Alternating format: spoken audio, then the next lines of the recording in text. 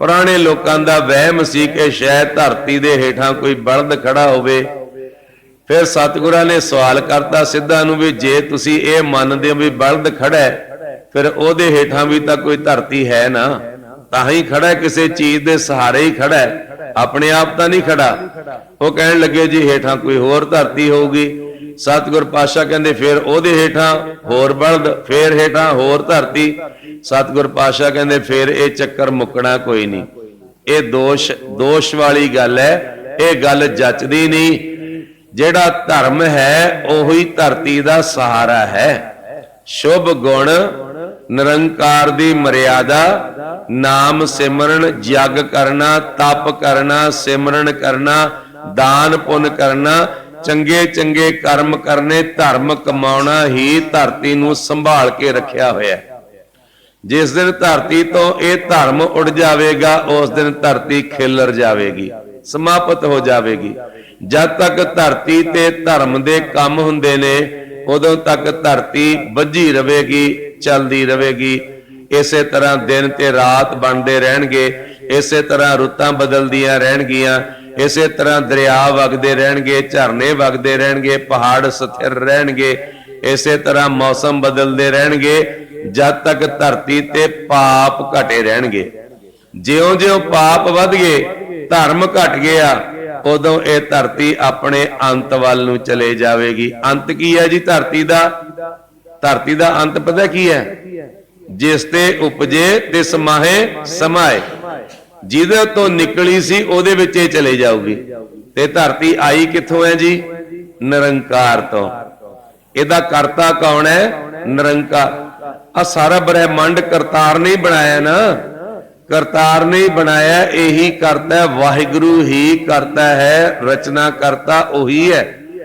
ਧਰਤੀਆਂ ਦਾ, ਆਕਾਸ਼ਾਂ ਦਾ, ਪਤਾਲਾਂ ਦਾ, ਬ੍ਰਹਿਮੰਡਾਂ ਦਾ, ਗ੍ਰਹਿ ਨਛੱਤਰਾਂ ਦਾ, ਤਾਰਿਆਂ ਦਾ, ਚੰਦਰਮਾ ਦਾ, ਸੂਰਜ ਦਾ, ਤੁਹਾਡਾ, ਮੇਰਾ, ਬਨਸਪਤੀ ਦਾ, ਜੋ ਕੁਝ ਵੀ ਦਿਖਾਈ ਦੇ ਰਿਹਾ ਸਾਰਿਆਂ ਦਾ ਪੈਦਾ ਕਰਨ ਵਾਲਾ ਕੇਵਲ ਤੇ ਕੇਵਲ ਇੱਕ ਵਾਹਿਗੁਰੂ।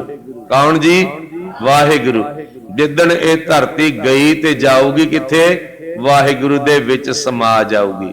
ਸਭ ਕੁਝ ਵਾਪਸ ਉਹਦੇ ਵਿੱਚ ਹੀ ਮੁੜ ਜਾਣਾ ਹੈ। ਸਾਧ ਸੰਗਤ, ਇਹ ਖੇਡ ਹੈ ਇੱਕ, ਇਹ ਕਰਤੇ ਨੇ ਆਪਣੀ ਖੇਡ ਬਣਾਈ ਹੈ ਤੇ ਇਸ ਖੇਡ ਵਿੱਚ ਬਹਿ ਕੇ ਆਪਣਾ ਤਮਾਸ਼ਾ ਦੇਖ ਰਿਹਾ, ਆਪਣਾ ਤਮਾਸ਼ਾ ਆਪ ਹੀ ਦੇਖ ਰਿਹਾ।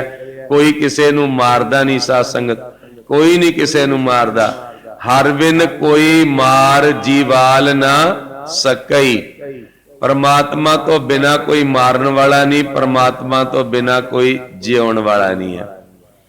10ਵੇਂ ਗ੍ਰੰਥ ਵਿੱਚ ਇੱਕ ਗਾਥਾ ਆਉਂਦੀ ਹੈ। ਗੁਰੂ ਗੋਬਿੰਦ ਸਿੰਘ ਸਾਹਿਬ ਲਿਖਦੇ ਨੇ ਕਿ ਸਤਿਯੁਗ ਦਾ ਸਮਾਂ ਸੀ, ਦੋ ਰਾਜੇ ਬਲ ਵਾਲੇ ਪੈਦਾ ਹੋ ਗਏ, ਬੜੇ ਬਲਵਾਨ ਰਾਜੇ ਯੋਧੇ ਪੈਦਾ ਹੋ ਗਏ। ਆਪਸ ਵਿੱਚ ਯੁੱਧ ਹੋਇਆ ਉਹਨਾਂ ਦਾ। ਕਹਿੰਦੇ ਉਹ ਯੁੱਧ ਚੱਲਦਾ ਚੱਲਦਾ 100 ਸਾਲ ਬੀਤ ਗਏ, ਯੁੱਧ ਨਾ ਸਮਾਪਤ ਹੋਇਆ। ਦੋ ਹੀ ਰਾਜੇ, ਪਹਿਲਾਂ ਤਾਂ ਫੌਜਾਂ ਲੜੀਆਂ, ਜਦੋਂ ਫੌਜਾਂ ਮੁੱਕ ਗਈਆਂ ਰਾਜੇ ਬਚ ਗਏ ਤੇ ਰਾਜਿਆਂ ਨੇ ਆਖਿਆ ਹੁਣ ਫੌਜ ਤਾਂ ਖਤਮ ਹੋ ਗਈ, ਚੱਲ ਆਪਾਂ ਦੋਵੇਂ ਹੀ ਲੜਦੇ ਆਂ, ਦੋਵੇਂ ਹੀ ਲੜਦੇ ਆਂ। ਉਹਨਾਂ ਨੇ ਆਖਿਆ ਫਿਰ ਆਪਣਾ ਫੈਸਲਾ ਕੌਣ ਕਰੂਗਾ? ਆਖਿਆ ਚਲੋ ਨਾਰਦ ਮੁਨੀ ਆ ਰਹੇ ਨੇ, ਇਹਨਾਂ ਨੂੰ ਬੇਨਤੀ ਕਰਦੇ ਆ ਆਪਣਾ ਹਾਰ ਜਿੱਤ ਦਾ ਫੈਸਲਾ ਕਰਨ। ਸਾਧ ਸੰਗਤ, ਨਾਰਦ ਨੂੰ ਬੇਨਤੀ ਕੀਤੀ ਅਸੀਂ ਯੁੱਧ ਕਰਨ ਲੱਗਿਆ, ਕੌਣ ਹਾਰਦਾ ਕੌਣ ਜਿੱਤਦਾ ਇਹਦਾ ਤੁਸੀਂ ਫੈਸਲਾ ਕਰਿਓ, ਸਾਡੇ ਲਾਗੇ ਖੜ ਜਾਓ। ਸਾਧ ਸੰਗਤ, ਗੁਰੂ ਗੋਬਿੰਦ ਸਿੰਘ ਸਾਹਿਬ 10ਵੇਂ ਦਵਾਰ ਵਿੱਚ ਲਿਖਦੇ ਨੇ ਕਿ ਪਹਿਲਾ 100 ਸਾਲ ਫੌਜਾਂ ਨਾਲ ਬੀਤਿਆ, ਅਗਲਾ 100 ਸਾਲ ਦੋਨੇ ਜਾਣੇ ਆਪਸ ਵਿੱਚ ਯੁੱਧ ਕਰਦੇ ਰਹੇ। ਲਗਾਤਾਰ 100 ਸਾਲ ਯੁੱਧ ਚੱਲਦਾ ਰਿਹਾ, ਹਥਿਆਰ ਟੁੱਟ ਗਏ, ਫਿਰ ਆਪਸ ਵਿੱਚ ਦੋਨੇ ਜਾਣੇ ਜਿਵੇਂ ਘੋਲ ਕਰਦੇ ਨੇ, ਹੱਥਾਂ ਨਾਲ ਲੜਾਈ ਹੋ ਪਈ। ਹੱਥਾਂ ਨਾਲ ਲੜਦਿਆਂ ਵੀ 100 ਸਾਲ ਬੀਤ ਗਏ। ਆਖਰਕਾਰ ਨਾਰਦ ਮੁਨੀ ਥੱਕ ਗਿਆ। ਨਾਰਦ ਮੁਨੀ ਥੱਕ ਗਿਆ, ਬੇਨਤੀ ਕਰਨ ਲੱਗਿਆ ਵੀ ਇਹ ਕੀ ਹੋ ਰਿਹਾ? ਨਾ ਤੁਹਾਡੇ ਵਿੱਚੋਂ ਕੋਈ ਹਾਰਦਾ ਤੇ ਨਾ ਕੋਈ ਜਿੱਤਦਾ, ਇਹ ਅਸਲ ਵਿੱਚ ਗੱਲ ਕੀ ਹੈ? ਮੈਨੂੰ ਇਹ ਸਮਝਾਇਆ ਜਾਵੇ, ਅਸਲ ਗੱਲ ਕੀ ਹੈ? ਤੁਸੀਂ ਹੋ ਕੌਣ? ਤੇ ਅਕਾਲ ਪੁਰਖ ਵਾਹਿਗੁਰੂ कृष्ण भगवान दे रूप विच वासुदेव दे रूप विच प्रगट होके कहन लगे नारद ये भी मैं आ, लड़न वाला भी मैं आ ते लड़ाउण वाला भी मैं ही आ। लड़न वाला भी मैं आ, लड़ाउण वाला भी मैं आ, हारन वाला भी मैं आ ते जितण वाला भी मैं आ, मारन वाला भी मैं ही आ ते रखण वाला भी मैं आ, युद्ध करन वाला भी मैं, युद्ध कराउण वाला भी मैं, फौजां दे रूप विच भी मैं ही खड़ा, दूजे पासे फौजां दे रूप विच भी मैं ही खड़ा, खून भी मैं ही आ, मिज भी मैं ही आ, शरीर भी मैं ही आ, सब कुछ निरंकार ही है, करे करावे आपे आप, मानस के किछ ना ही हार। सब कुछ करता ही परमेश्वर है, सत्संग करता ही परमेश्वर है। सतगुरु गुरु नानक पातशाह कहंदे जेड़ा धौल है ना, बैल है जेड़ा, वो धर्म है। धर्म दे सहारे ये धरती खड़ी है। ये किवें खड़ी है जी? ये खड़ी है सत, संतोख, दया, धर्म, धीरज, इन्हां दे सहारे ये धरती खड़ी है। सतगुर पातशाह कहंदे धौल धर्म दया का पूत, इहदे विच दया है। जब तक जीवां विच दया है तद तक धरती खड़ी है, जब तक जीवां विच संतोख है तद तक यह सृष्टि इसे तरह कायम रहूगी।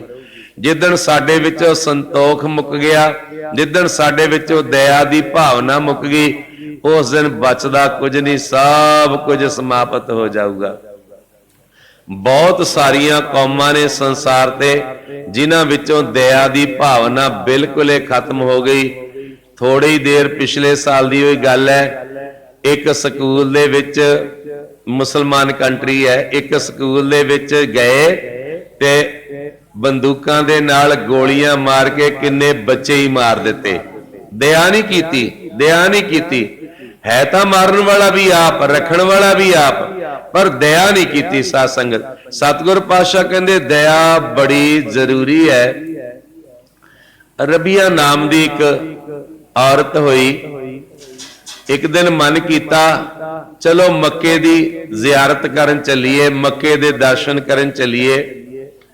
उहदे केस बड़े लम्मे लम्मे दसे ने, इतिहास विच भी उहदे केस बड़े लम्मे सी।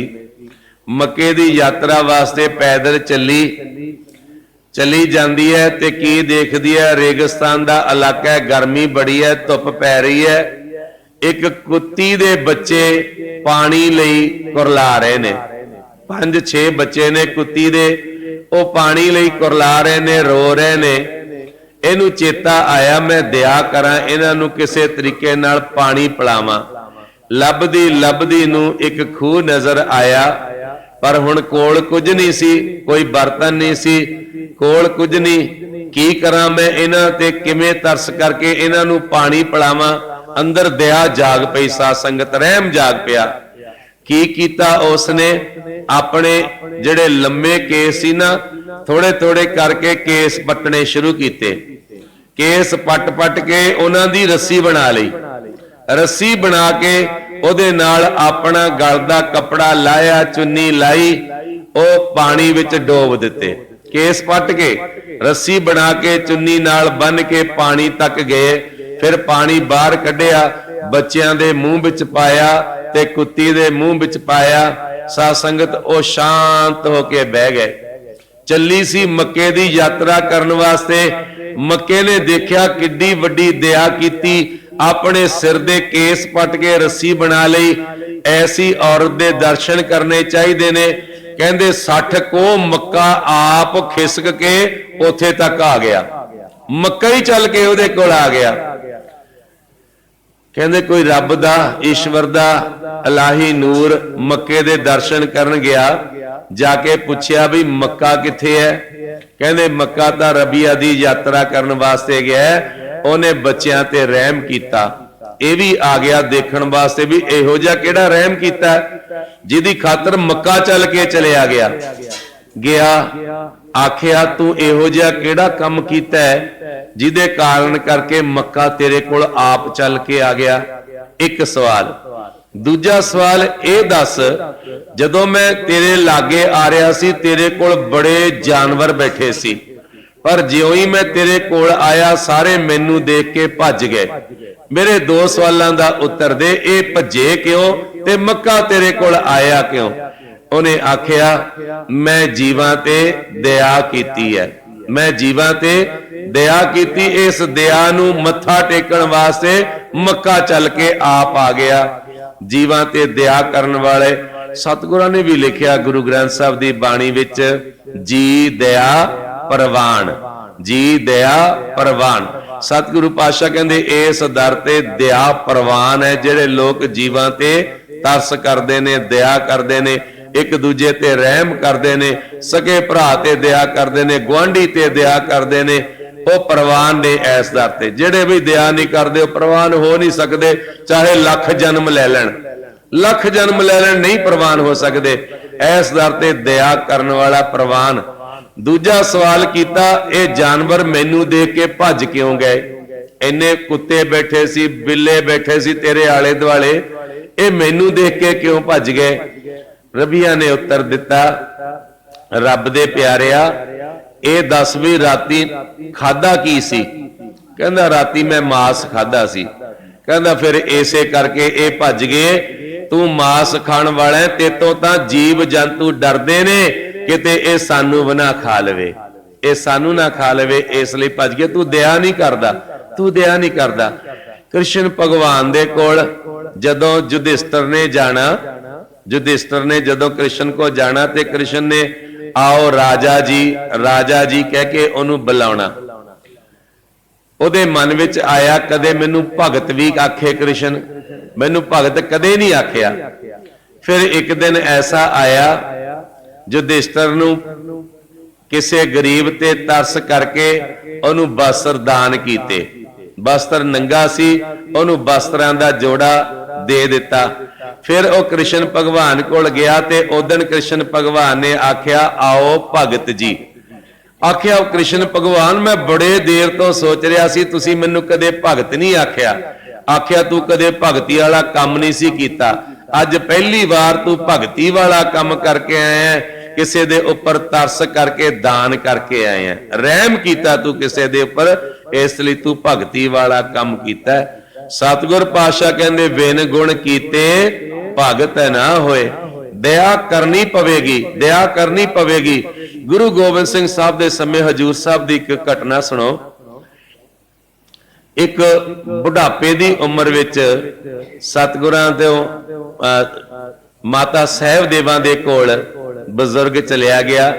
ਜਾ ਕੇ ਇੱਕ ਸਿੱਖ ਨੂੰ ਬੇਨਤੀ ਕੀਤੀ, ਪਹਿਰੇਦਾਰ ਨੂੰ, ਸਿੱਖਾ ਮੈਂ ਬੜੇ ਗੁਨਾਹ ਕੀਤੇ ਨੇ, ਮੈਂ ਅੰਮ੍ਰਿਤ ਛਕਣਾ ਚਾਹੁੰਦਾ, ਮੈਂ ਅੰਮ੍ਰਿਤਧਾਰੀ ਹੋ ਕੇ ਆਪਣਾ ਜੀਵਨ ਬਦਲਣਾ ਚਾਹੁੰਦਾ, ਮੈਨੂੰ ਮਾਤਾ ਜੀ ਕੋਲੋਂ ਮਾਫੀ ਦਿਵਾ ਦਿਓ ਜੀਵਨ ਦੇ ਗੁਨਾਹਾਂ ਦੀ। ਸਤਿਗੁਰੂ ਤਾਂ ਹਾਜ਼ਰ ਨਹੀਂ ਸੀ, ਮੈਨੂੰ ਖਿਮਾ ਕਰਵਾ ਦਿਓ, ਮੈਂ ਆਪਣਾ ਜੀਵਨ ਬਦਲ ਲਵਾਂ। ਸਿੱਖ ਨੇ ਜਾ ਕੇ ਬੇਨਤੀ ਕੀਤੀ ਮਾਤਾ ਸਾਹਿਬ ਦੇਵਾਂ ਨੂੰ, ਸਾਹਿਬ ਕੌਰ ਨੂੰ, ਮਾਤਾ ਜੀ ਆਹ ਬਜ਼ੁਰਗ ਆਇਆ, ਇਹ ਕਹਿੰਦਾ ਮੈਂ ਅੰਮ੍ਰਿਤ ਛਕ ਕੇ ਤੁਹਾਡਾ ਪੁੱਤਰ ਬਣਨਾ ਚਾਹੁੰਦਾ, ਇਹ ਆਪਣੇ ਪਿਛਲੇ ਗੁਨਾਹਾਂ ਦੀ ਮਾਫੀ ਮੰਗਦਾ। ਮਾਤਾ ਜੀ ਨੇ ਧਿਆਨ ਲਾ ਕੇ ਦੇਖਿਆ, ਆਖਿਆ ਗੁਰੂ ਦਿਆ ਸਿੱਖਾ, ਇਹਨੇ ਤਾਂ ਪਾਪ ਬੜੇ ਕੀਤੇ ਨੇ, ਇਹ ਤਾਂ ਬੱਕਰੇ ਝਟਕਾਉਂਦਾ ਰਿਹਾ, ਮਾਰ ਮਾਰ ਕੇ ਮਾਸ ਖਾਂਦਾ ਰਿਹਾ ਜੀਵਾਂ ਦਾ, ਇਹ ਜਲਦੀ ਨਹੀਂ ਬਖਸ਼ਿਆ ਜਾਣਾ।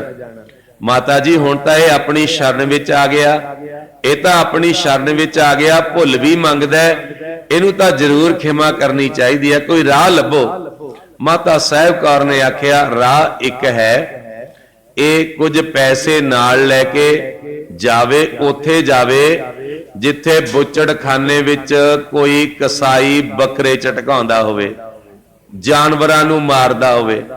ਜਿਸ ਵੇਲੇ ਉਹ ਜਾਨਵਰਾਂ ਨੂੰ ਮਾਰਨ ਲੱਗੇ ਉਸ ਵੇਲੇ ਇਹ ਆਪਣੀ ਜੇਬ ਚੋਂ ਪੈਸੇ ਦੇ ਕੇ ਉਹਨੂੰ ਬਚਾ ਲਵੇ, ਮਾਰਨ ਨਾ ਦੇਵੇ, ਫਿਰ ਇਹਦੇ ਪਾਪ ਘਟ ਜਾਣਗੇ।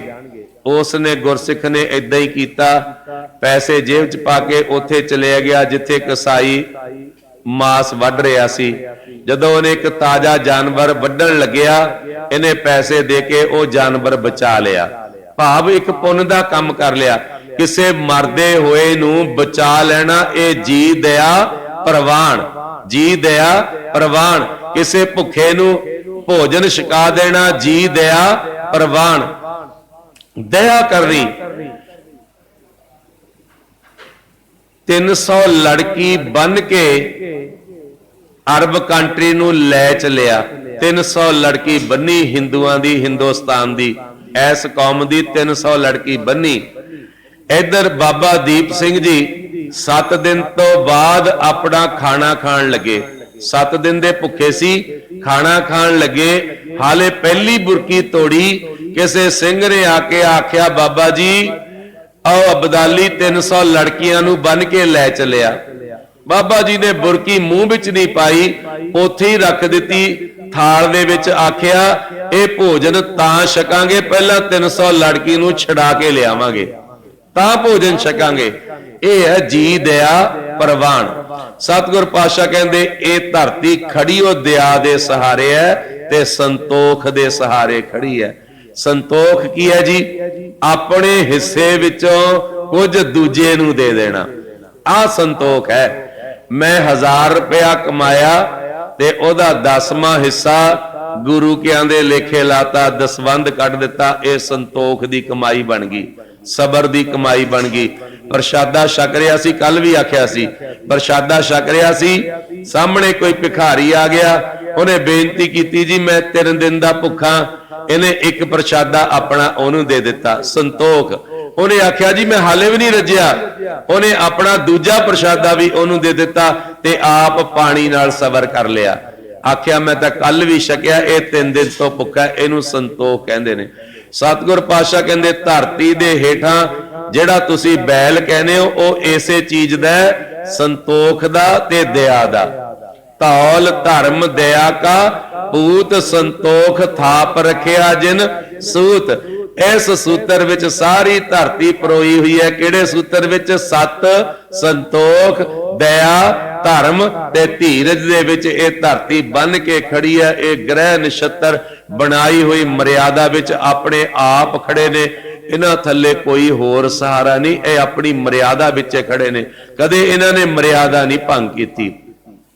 धौल धर्म दया का पूत, संतोख थाप रखिया जिन सूत।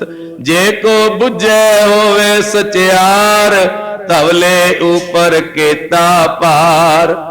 जे कोई इस गल नूं बुझ लवे भी ये धरती दे उपर, बैल दे उपर भार कादा कादा है, कादा कादा भार है। कल आपां इत्थे विचार रोकी सी, केड़ी केड़ी चीज दा भार है। साध संगत सुनियो प्यार नाल, एक बारी आखो सतनाम श्री। एक दिन धरती गई परमात्मा दे दरवाजे ते जाके बड़ा रोई, बड़ा कुरलाई। निरंकार ने पूछया दस तेनू की तकलीफ हो गई? आख्या मेरे ते भार बड़ा बध गया, मेरे ते भार बड़ा बध गया, मैं रसातल वाल चली जाऊंगी। निरंकार ने पूछया तेरे ते पर्वतां दा भार हो गया? आख्या नहीं नहीं नहीं नहीं, पर्वतां दा भार मैनू नहीं लगदा।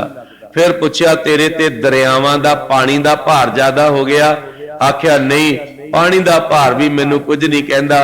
फिर पूछया तेरे ते बनस्पति दा भार ज्यादा हो गया, दरख्तां दा भार ज्यादा हो गया? आख्या नहीं, एदा भी भार मैनू नहीं लगदा। निरंकार ने पूछया तेरे ते की भार हो गया? भाई गुरदास जी लिखते ने, ना तिस भारे पर्वतां असमान कहंदे। भगत रविदास जी ने पूरी वार लिखी, पूरी पौड़ी लिखी। कहंदे धरती नूं पर्वतां दा भार नहीं लगदा, धरती नूं पानी दा भार, दरियावां समुद्रां दा भार नहीं लगदा, धरती नूं बनस्पति दा भार नहीं लगदा। फिर भार कादा लगदा? कहंदे भारे भूई अकिरत घण, मंदी हूं मंदे। धरती कहंदी मैनू अकिरत घणा दा भार लगदा। अकिरत घण कौन हुंदा जी? जेड़ा रब दे कीतियां नूं परवाह ना करे, जेड़ा आखे मैं ही सब कुछ कीता, रब ने कुछ नहीं कीता। जेड़ा आखे मैं कमाया, मैनू रब ने नहीं दिता, मैं कमाया। जेड़े जीव कदे रब दा धन्नवाद नहीं करदे, ओ ने जी अकिरत घण। वो कौन ने? अकिरत घण। दित्ती थाओ देवण वाले नालों दिता चंगा, देंदे थाओ दिता चंगा, देण वाले नालों दात प्यारी, विसरिया दातार। क्यों समझ लो, दात प्यारी, विसरिया दातार। दातार विसर गया, दाता नाल प्यार हो गया, इनू कहंदे ने अकिरत घण। ਇਹ ਅਕਿਰਤ ਘਣ ਆਪਣੇ ਵਿੱਚ ਬਹੁਤ ਨੇ। ਮੈਂ ਵੀ ਅਕਿਰਤ ਘਣ ਹੋ ਸਕਦਾ, ਤੁਹਾਡੇ ਵਿੱਚ ਵੀ ਅਕਿਰਤ ਘਣ ਹੋ ਸਕਦੇ ਨੇ। ਜਦੋਂ ਅਸੀਂ ਇਹ ਕਹੀਏ ਦੇਖਿਆ ਮੇਰੀ ਕਾਰ ਕਿੱਦਾਂ ਦੀ ਹੈ, 4 ਲੱਖ ਦੀ ਲਿਆਂਦੀ ਹੈ, ਬੜੀ ਮਿਹਨਤ ਕੀਤੀ ਹੈ ਮੈਂ, ਉਦੋਂ ਤੂੰ ਨਿਰੰਕਾਰ ਨੂੰ ਭੁੱਲ ਗਿਆ, ਉਦੋਂ ਤੂੰ ਨਿਰੰਕਾਰ ਨੂੰ ਭੁੱਲ ਗਿਆ।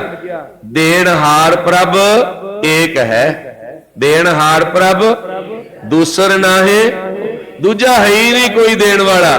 ਨਿਰੰਕਾਰ ਤੋਂ ਬਿਨਾ ਕੋਈ ਦੇਣ ਵਾਲਾ ਨਹੀਂ ਤੈਨੂੰ। ਉਹਨੇ ਚਾਹਿਆ ਤਾਂ ਤੇਰੇ ਦਰਵਾਜ਼ੇ ਤੇ ਕਾਰ ਖੜੀ ਹੈ, ਉਹਨੇ ਚਾਹਿਆ ਤਾਂ ਤੇਰੇ ਘਰ ਬਣੇ, ਉਹਨੇ ਚਾਹਿਆ ਤਾਂ ਤੇਰੇ ਪਲਾਟ ਬਣੇ, ਉਹਨੇ ਚਾਹਿਆ ਤਾਂ ਤੇਰਾ ਕਾਰੋਬਾਰ ਚੱਲਿਆ। ਜਿੱਦਣ ਉਹ ਨਹੀਂ ਚਾਹੂਗਾ ਉਦਣ ਤੂੰ ਉਹਦਾ ਹੁਕਮ ਪਤਾ ਕਿਦਾਂ ਦਾ? ਨਿਰੰਕਾਰ ਦਾ, ਨਿਰੰਕਾਰ ਦਾ ਹੁਕਮ ਹੈ ਭੇਖਾਰੀ ਤੇ ਰਾਜ ਕਰਾਵੇ, ਰਾਜਾ ਤੇ ਭੇਖਾਰੀ, ਖਲ ਮੂਰਖ ਤੇ ਚਤਰਵ ਕਰਵ, ਪੰਡਤ ਤੇ ਮੁਗਧਾਰੀ। ਉਹ ਐਸਾ ਨਿਰੰਕਾਰ ਪਿੰਗਲ ਪਰਬਤ ਪਾਰ ਚੜੇ, ਖਲ ਚਤਰਵ ਕੀਤਾ। ਉਹ ਪਿੰਗਲਿਆਂ ਨੂੰ ਪਹਾੜਾਂ ਤੇ ਚਾੜ ਸਕਦਾ, ਮੂਰਖਾਂ ਨੂੰ ਸਿਆਣੇ ਬਣਾ ਸਕਦਾ, ਤੇ ਜੇ ਉਹਦੀ ਨਜ਼ਰ ਅਪੁੱਠੀ ਜੇ ਕਰੇ, ਸੁਲਤਾਨਾ ਘਾਓ ਕਰਾਏਂਦਾ, ਦਰ ਮੰਗਨ ਭਿੱਖ ਨਾ ਪਾਏਂਦਾ। ਅਕਿਰਤ ਘਣ ਨਹੀਂ ਬਣਨਾ, ਅਕਿਰਤ ਘਣ ਨਹੀਂ ਬਣਨਾ। ਉਹਦੀਆਂ ਦਿੱਤੀਆਂ ਦਾਤਾਂ ਦਾ ਸਵੇਰੇ ਦੁਪਹਿਰੇ ਸ਼ਾਮ ਹਰ ਰੋਜ਼ ਹੱਥ ਜੋੜ ਕੇ ਧੰਨਵਾਦ ਕਰਨਾ। ਐ ਅਕਾਲ ਪੁਰਖ ਵਾਹਿਗੁਰੂ, ਮੇਰੀ ਤਾਂ ਇੰਨੀ ਔਕਾਤ ਨਹੀਂ ਸੀ ਜਿੰਨਾ ਤੂੰ ਮੈਨੂੰ ਦੇ ਦਿੱਤਾ। ਕਦੇ ਆਖਿਆ ਆਪਾਂ ਨੇ ਵੀ ਮੇਰੀ ਤਾਂ ਇੰਨੀ ਔਕਾਤ ਹੀ ਨਹੀਂ ਸੀ ਜਿੰਨਾ ਤੂੰ ਮੈਨੂੰ ਦਿੱਤਾ। ਇੱਕ ਗੁੱਸਾ ਤਾਂ ਆਪਾਂ ਜ਼ਰੂਰ ਕਰਦੇ ਆਂ, ਰੱਬਾ ਦੁੱਖ ਆ ਗਿਆ ਨਾ, ਰੱਬਾ ਆ ਤੂੰ ਮੇਰੇ ਨਾਲ ਕੀ ਕੀਤਾ। ਇੱਕ ਦਿਨ ਅੱਗੇ ਵੀ ਆਖਿਆ ਸੀ, ਰੱਬਾ ਆ ਤੂੰ ਮੇਰੇ ਨਾਲ ਇੰਨਾ ਮਾੜਾ ਕਿਉਂ ਕੀਤਾ, ਮੇਰੇ ਨਾਲ ਤਾਂ ਮਾੜਾ ਹੋਣਾ ਨਹੀਂ ਸੀ ਚਾਹੀਦਾ, ਰੱਬਾ ਆ ਤੂੰ ਕੀ ਕੀਤਾ। ਏਦਾਂ ਕਹਿੰਦੇ ਆ ਨਾ ਆਪਾਂ। ਕਦੇ ਏਦਾਂ ਵੀ ਆਖਿਆ ਕਰੋ, ਰੱਬਾ ਆ ਤੂੰ ਕੀ ਕੀਤਾ, ਮੈਂ ਤਾਂ ਮਕਾਨ ਦਾ ਹੱਕਦਾਰ ਵੀ ਨਹੀਂ ਸੀ, ਤੂੰ ਮੈਨੂੰ ਮਕਾਨ ਦੇ ਦਿੱਤਾ। ਮੈਂ ਤਾਂ ਵੱਡੇ ਕਾਰੋਬਾਰ ਦਾ ਹੱਕਦਾਰ ਨਹੀਂ ਸੀ, ਤੂੰ ਮੈਨੂੰ ਕਾਰੋਬਾਰ ਬਖਸ਼ ਦਿੱਤਾ। ਮੈਂ ਤਾਂ ਪੁੱਤਰਾਂ ਦਾ ਹੱਕਦਾਰ ਵੀ ਨਹੀਂ ਸੀ, ਤੂੰ ਮੈਨੂੰ ਪੁੱਤਰ ਦੇ ਦਿੱਤੇ। ਰੱਬਾ ਆ ਕੀ ਕੀਤਾ। ਐ ਨਹੀਂ ਕਦੇ ਆਖਿਆ ਆਪਾਂ ਨੇ। ਆਪਾਂ ਜਦੋਂ ਵੀ ਕੀਤਾ ਗਿਲਾ ਹੀ ਕੀਤਾ, ਗਿਲਾ ਹੀ ਕੀਤਾ। ਉਹਦੀਆਂ ਦਿੱਤੀਆਂ ਦਾਤਾਂ ਦਾ ਜਿਹੜਾ ਧੰਨਵਾਦ ਨਹੀਂ ਕਰਦਾ, ਉਹ ਕੀ ਹੈ ਜੀ? ਅਕਿਰਤ ਘਣ। ਬੋਲੋ ਜੀ, ਉਹ ਕੀ ਹੈ? ਜਿਹੜਾ ਦਿੱਤੀਆਂ ਦਾਤਾਂ ਦਾ ਧੰਨਵਾਦ ਨਹੀਂ ਕਰਦਾ, ਉਹ ਕੀ ਹੈ? ਹੁਣ ਅਕਿਰਤ ਘਣ ਦੀ ਨਿਸ਼ਾਨੀ ਸੁਣ ਲਓ। ਭਾਈ ਗੁਰਦਾਸ ਜੀ ਇੱਕ ਵਾਰ ਲਿਖਦੇ ਨੇ, ਕਹਿੰਦੇ ਅਕਿਰਤ ਘਣ ਕਿੱਦਾਂ ਦਾ ਹੁੰਦਾ? ਮੱਧ ਵਿੱਚ ਰਿੱਧਾ ਪਾਏ ਕੇ ਕੁੱਤੀ ਦਾ ਮਾਸ। ਭਾਈ ਗੁਰਦਾਸ ਦੀ ਬਾਣੀ ਸੁਣਿਓ ਜਰਾ ਪਿਆਰ ਨਾਲ। ਅਕਿਰਤ ਘਣ ਦੀ ਨਿਸ਼ਾਨੀ ਹੈ ਇਹ। ਧਰਿਆ ਮਾਨਸ ਖੋਪਰੀ ਕਰ ਮੰਦੀ ਵਾਸ। ਮਰੇ ਹੋਏ ਬੰਦੇ ਦੀ ਖੋਪੜੀ ਚੱਕ ਲਿਆਂਦੀ, ਮਰੇ ਹੋਏ ਇਨਸਾਨ ਦੀ ਖੋਪੜੀ ਚੱਕ ਲਿਆਂਦੀ, ਬਰਤਨ ਦੀ ਥਾਂ ਤੇ, ਪਤੀਲੇ ਦੀ ਥਾਂ ਤੇ ਖੋਪੜੀ ਲਿਆਂਦੀ, ਗੰਦੀ ਥਾਂ ਤੋਂ ਚੱਕ ਕੇ ਸ਼ਮਸ਼ਾਨ ਘਾਟ ਤੋਂ। ਖੋਪੜੀ ਨਾ ਸੜੀ, ਉਹ ਚੱਕ ਕੇ ਲੈ ਆਏ। ਲਿਆ ਕੇ ਉਹਦੇ ਵਿੱਚ ਕੁੱਤਾ ਵੱਢ ਕੇ ਨਾ ਉਹਦਾ ਮਾਸ ਰਿੱਝਣਾ ਧਰ ਲਿਆ, ਹੇਠਾਂ ਅੱਗ ਬਾਲਤੀ। ਧਰਿਆ ਮਾਨਸ ਖੋਪਰੀ ਕਰ ਮੰਦੀ ਵਾਸ। ਘਰੇ ਇੱਕ ਔਰਤ ਬੁਲਾ ਲਈ, ਉਹਦੇ ਨਾਲ ਭੋਗ ਵਿਲਾਸ ਕੀਤਾ, ਮੰਦੀ ਵਾਸ ਕੀਤੀ, ਮੰਦੀ ਵਾਸ ਕੀਤੀ, ਮਾਸ ਖਾਣ ਵਾਸਤੇ ਇੰਨਾ ਕੋ ਕਰਮ ਕੀਤਾ। ਭਾਈ ਗੁਰਦਾਸ ਜੀ ਕਹਿੰਦੇ ਮੱਧ ਵਿੱਚ ਰਿੱਧਾ ਪਾਏ ਕੇ ਕੁੱਤੀ ਦਾ ਮਾਸ। ਧਰਿਆ ਮਾਨਸ ਖੋਪਰੀ ਕਰ ਮੰਦੀ ਵਾਸ। ਢੱਕ ਲੈ ਚੱਲੀ ਚੂੜੀ ਕਰ ਭੋਗ ਵਿਲਾਸ। ਨਦਰੀ ਪਵੇ ਅਕਿਰਤ ਘਣ ਮਤ ਹੋਏ ਵਿਨਾਸ਼। ਗੰਦ ਕਰਕੇ ਸਾਰਾ ਕੁਝ ਕਰਕੇ ਉਹ ਮਾਸ ਜਿਹੜਾ ਸੀ ਚੂੜੀ ਨੂੰ ਬਰਤਨ ਵਿੱਚ ਪਾ ਕੇ ਔਰਤ ਨੂੰ ਦੇਤਾ ਵੀ ਤੂੰ ਵੀ ਲੈ ਜਾ ਆਪਣੇ ਘਰ ਬੱਚਿਆਂ ਨੂੰ ਖਿਲਾ ਦੀ। ਉਹਨੇ ਕੀ ਕੀਤਾ? ਇੰਨੀ ਗੰਦੀ ਖੋਪੜੀ 'ਚ ਬਣਿਆ ਹੋਇਆ, ਸ਼ਰਾਬ ਨਾਲ ਬਣਿਆ ਹੋਇਆ, ਗੰਦਾ ਮਾਸ ਬਣਿਆ ਹੋਇਆ, ਉਹਨੇ ਉੱਪਰ ਕੱਪੜਾ ਪਾ ਲਿਆ, ਉਹਦੇ ਕੱਪੜਾ ਪਾ ਲਿਆ, ਢੱਕ ਕੇ ਲੈ ਚੱਲੀ। ਰਸਤੇ ਵਿੱਚ ਕਿਸੇ ਨੇ ਪੁੱਛ ਲਿਆ, ਬੀਬੀ ਕਿਉਂ ਢੱਕ ਕੇ ਲੈ ਚੱਲੀ, ਇਹਦੇ ਵਿੱਚ ਕੀ ਹੈ? ਕਹਿੰਦੀ ਹੈਗਾ ਤਾਂ ਮਾਸ ਹੀ। ਫੇਰ ਕਹਿੰਦਾ ਢਕਿਆ ਕਾਦੇ ਵਾਸਤੇ ਹੈ? ਕਹਿੰਦੀ ਮੈਂ ਇਸ ਕਰਕੇ ਢਕਿਆ ਕਿਤੇ ਅਕਿਰਤ ਘਣ ਦੀ ਨਜ਼ਰ ਨਾ ਲੱਗ ਜਵੇ, ਇਹਨੂੰ ਅਕਿਰਤ ਘਣ ਦੀ ਨਜ਼ਰ ਨਾ ਪੈ ਜਵੇ। ਇਹਦਾ ਮਤਲਬ ਹੈ ਅਕਿਰਤ ਘਾਣ ਉਸ ਮਾਸ ਨਾਲੋਂ ਵੀ ਮਾੜਾ ਹੈ, ਉਸ ਗੰਦੀ ਖੋਪੜੀ ਵਿੱਚ ਬਣੇ ਗੰਦੇ ਮਾਸ ਨਾਲੋਂ ਵੀ ਮਾੜਾ ਹੈ ਜਿਹੜਾ ਰੱਬ ਦਾ ਧੰਨਵਾਦ ਨਹੀਂ ਕਰਦਾ। ਤੇ ਆਪਾਂ ਅਕਿਰਤ ਘਾਣ ਨਹੀਂ ਬਣਨਾ। ਆਪਣੀਆਂ ਜਿੰਨਾ ਕੁਝ ਆਪਾਂ ਨੂੰ ਮਿਲਿਆ ਸਤਿਗੁਰਾਂ ਅੱਗੇ ਰੋਜ਼ ਬੇਨਤੀ ਕਰੋ, ਨਿਰੰਕਾਰ ਅੱਗੇ ਰੋਜ਼ ਬੇਨਤੀ ਕਰੋ, ਸਤਿਗੁਰੂ ਜੀ ਮੈਂ ਐਨੇ ਜੋਗਾ ਹੈ ਨਹੀਂ ਸੀ ਜਿੰਨਾ ਤੁਸੀਂ ਮੈਨੂੰ ਦਿੱਤਾ। ਤੇਰੀਆਂ ਦਿੱਤੀਆਂ ਦਾਤਾਂ ਦਾ ਧੰਨਵਾਦ, ਤੇਰੀਆਂ ਦਿੱਤੀਆਂ ਦਾਤਾਂ ਦਾ ਧੰਨਵਾਦ। ਜੋ ਜੋ ਜਪਣਗੇ ਸਤਨਾਮ ਸ੍ਰੀ, ਸਤਨਾਮ ਸ੍ਰੀ, ਉਹਨਾਂ ਦੇ ਹੋ ਜਾਣਗੇ ਲੋਕ ਸੁਖੀਏ, ਪਰਲੋਕ ਸਹੇਲੇ, ਨਾਨਕ ਹਰ ਪ੍ਰਭ ਆਪੇ ਹੋਈਆਂ।